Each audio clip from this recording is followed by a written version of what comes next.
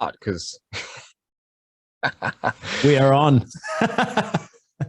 So, Tino, Beth, how are you? I'm doing very well, Jonathan Chadwick. Thanks for Yeah. having me on the show, and No. looking forward to seeing where you steer this ship in terms of our conversation. Yeah. Yeah. Well, that's it. Well, you're the only one in the ship. So, but yeah. Yeah. How are you doing on this summer solstice? Is it first summer solstice day? Is that correct or not? Or have I said it wrong? Equinox, yeah, the Equinox. is So, are we today. out of the summer? Are we out of? I don't get the whole astrology side of it, but what is today classed as? Well, I mean, you know, to be in a cyclical mind frame, we're looking at like a summer solstice is when the sun is getting higher and higher and higher in the horizon as it gets warmer and warmer, and then the summer solstice represents the peak height, the longest day. Winter solstice represents the shortest day, and now the equinox is a period perfectly balanced in between the summer and the winter solstice. So we have an equal length day and night. So there's Yeah. this balance right now. Yeah. I don't really, like in terms of cycles and in terms of feedback, this is something that, I pay attention to because these cycles that, take place on the earth are really like fractals in terms of what take place within us.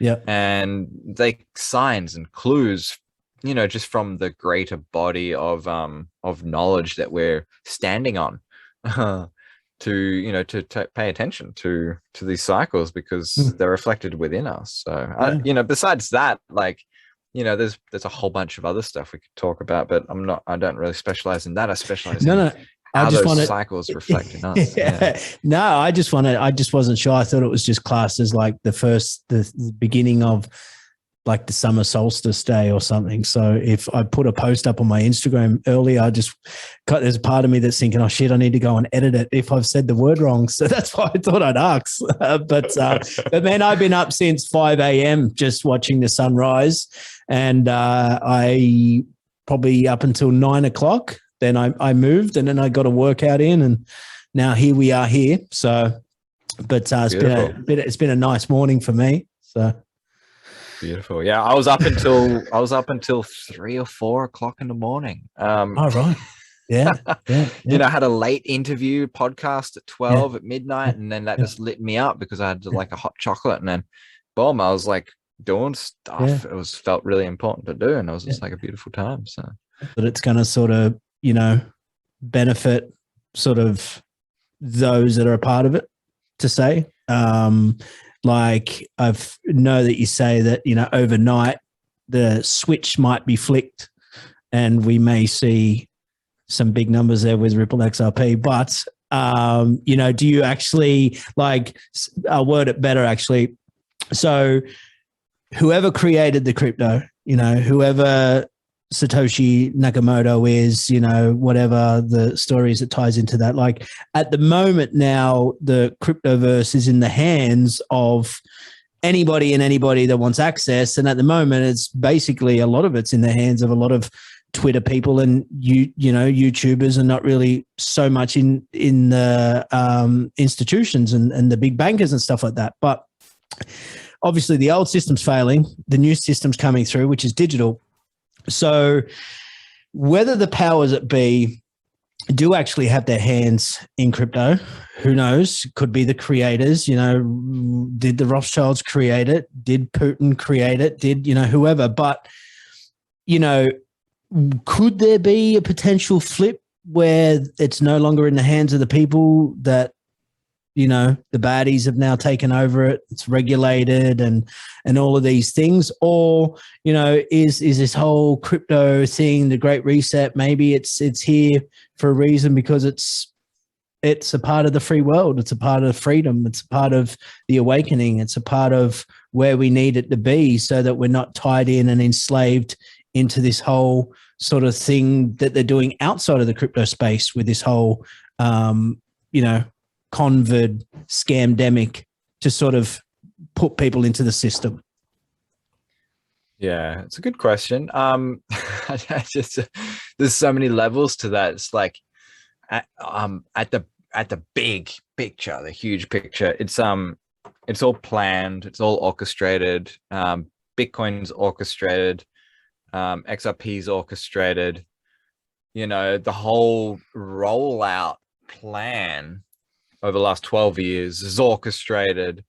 Um, the whole, you know, and the transition from the old school crypto universe to the new school crypto universe that will facilitate the quantum financial system, and you know, and the Rothschilds and the big banks to get involved in crypto will take place. And we're at that transition point now, which is the transition between sort of like speculation and utility. um you know, judgmentally good or bad, like what's, I don't know, like the stance that you want to take on that depends on what your time frame of looking at it is, because crypto is you know, it is blockchain, it is tracked, you know, and that has positives and negatives, you know, like the central bank digital currencies that are being rolled out, they'll be tracked, they'll be limited, you know, they'll be controlled.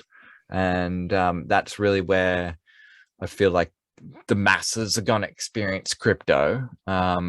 For early birds, early adopters, kind of like people that get in early, you know, even today, will hold a different type of crypto, will be in a different position, will be in a different boat. And as we see this whole shift take place from sort of speculation and the old school cryptos to sort of the actual utility tokens of the future, you know, the judgment on how this is all going to affect us and what what the world's going to look like, and you know, in a 1 year time span, or in a 3 year time span, or in a 10 year time span, or in a 30 year time span, you know, those you can have different judgments on different time spans. On a 30-year time span, it's like we're going through the greatest like monetary and spiritual revolution on the the face of the earth, and that's, you know, that's catalyzing in this whole great reset, which is this financial reset.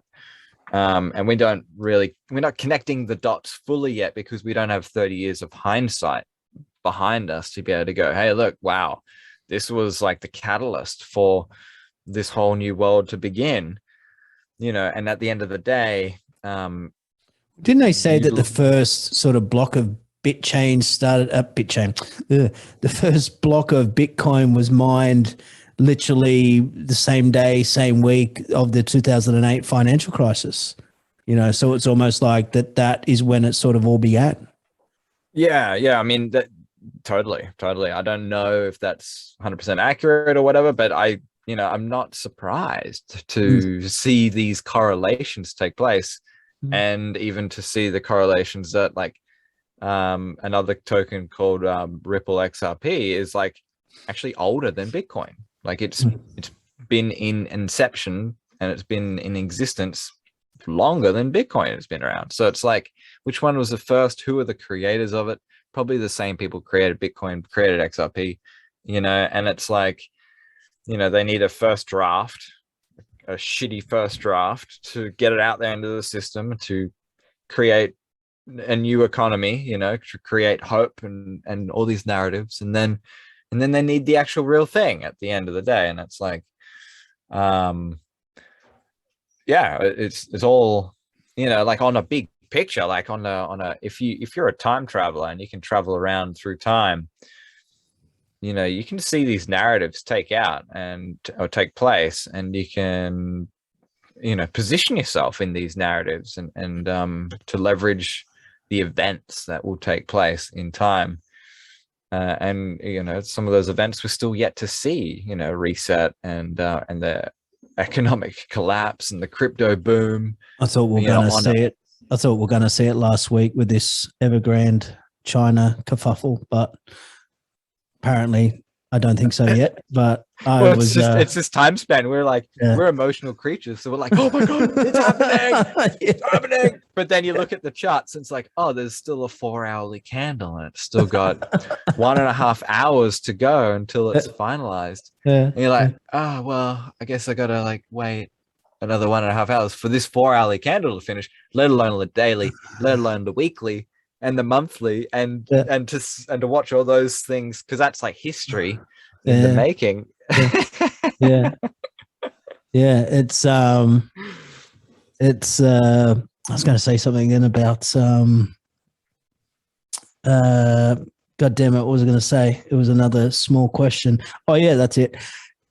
Do you think that, I think this sometimes, but do you think that the whole sort of convert narrative is a distraction from quite possibly this 4-year halving cycle Bitcoin that's actually going on? Do you think that, because usually if there's something that mainstream is pumping at you, it's normally like a distraction or to steer you from something else, you know?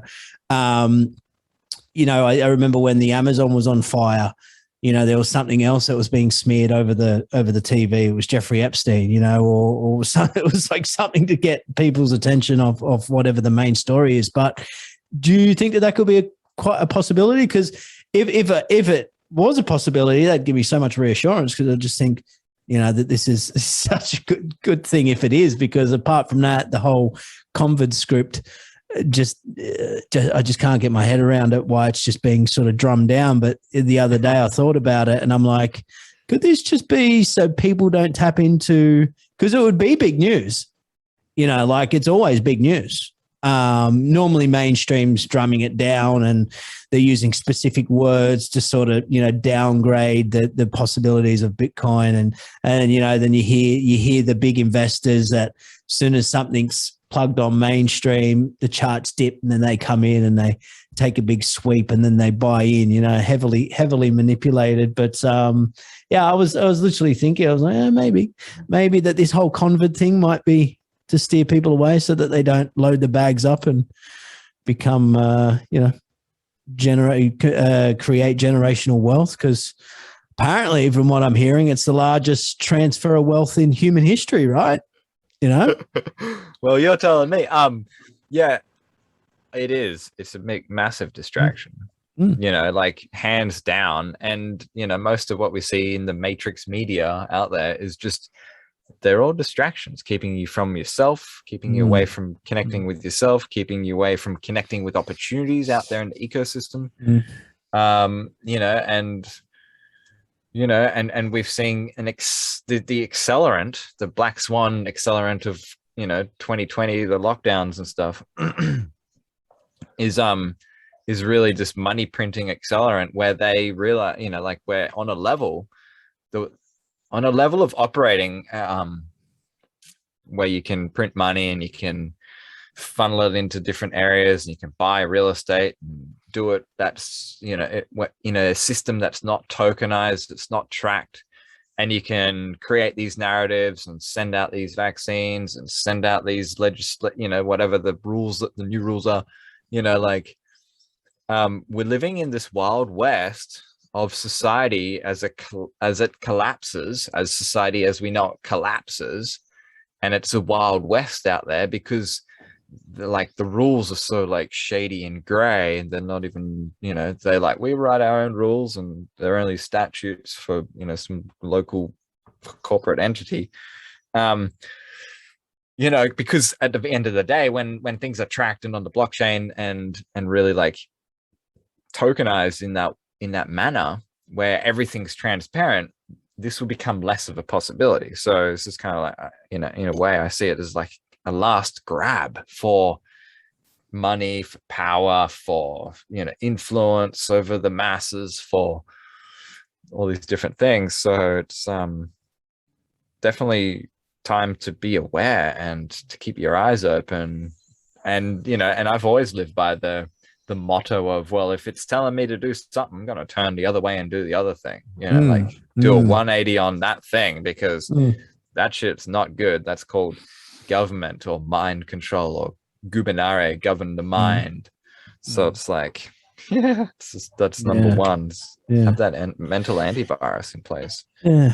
Well, that's it. I mean, look, while you've got that whole sort of distraction of the 3D matrix that's being projected and everyone's focusing and got all their attention onto that, I mean, that like there's just so much negativity in that vortex and destruction and chaos where, like, with what you're saying earlier, that your sort of energies, you kind of, you're putting out less and you're consuming your own sort of thing. And I mean, that's sort of what we all need to do to say is detach from that, sort of just tap into this sort of self and just sort of control that and see what's really going on and vibe with that. But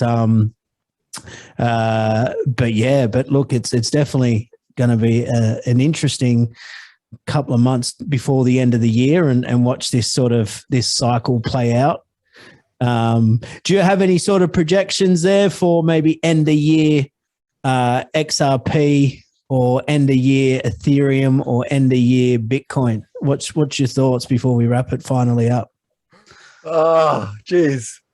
Projections. Geez. Not financial advice. Yeah. Not financial advice. Like I think we're going to see, I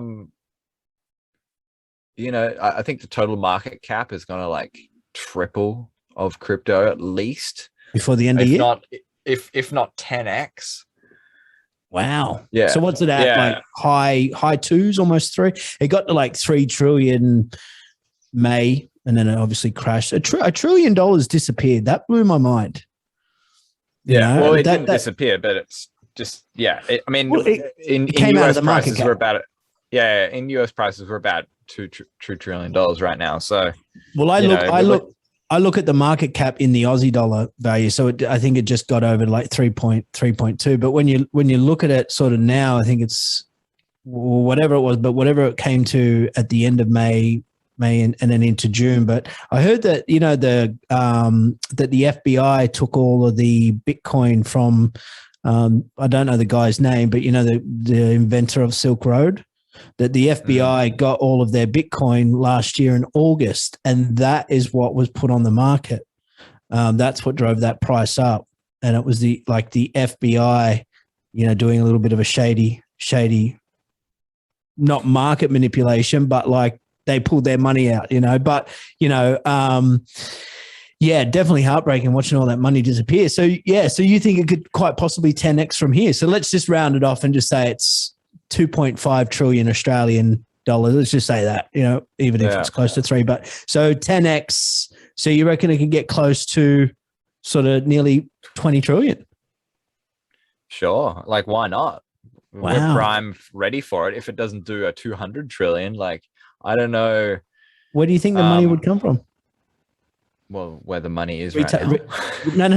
I mean, like the investors or the REITs, because obviously, I mean, they call it sort of retail investors and stuff like that, being like the small businesses, everyday people like myself and yourself. But like, the corporations would obviously have to start diving in and heavily investing into it. So, yeah, I mean, yeah, I think we'll see, like, with the whole economy